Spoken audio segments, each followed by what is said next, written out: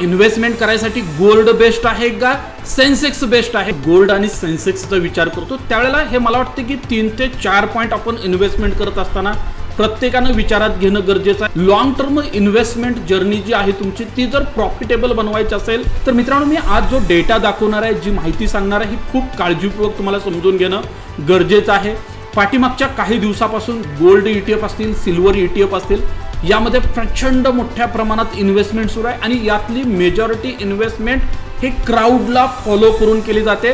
मी जर गोल्डमध्ये इन्व्हेस्टमेंट केली असेल त्यानंतर ते बघून इन्व्हेस्टमेंट करणाऱ्या लोकांचं प्रमाण पाठीमागच्या काही दिवसापासून प्रचंड वाढलंय. गोल्ड आणि सेन्सेक्सचा विचार करतो, बाबा खरंच सोन्याची कामगिरी उत्तम आहे का? लॉंग टर्म इन्व्हेस्टमेंटमध्ये सोनं खरंच तुम्हाला वेल्थ क्रिएट करून देऊ शकतं का? सोन्यामध्ये काही रिस्क आहे का? कॅपिटल प्रोटेक्शन सोन्यामध्ये होऊ शकतं का? इन्व्हेस्टर असा म्हणतो की मला इन्फ्लेशनला बीट करायचं आहे. जर तुम्ही इन्फ्लेशनला बीट करत असाल तर तुमची investment one of the best investment आहे. खरंच आतापर्यंत सोन्यानं इन्फ्लेशनला बीट केलं आहे का हे पण बघणं आपल्याला गरजेचं आहे.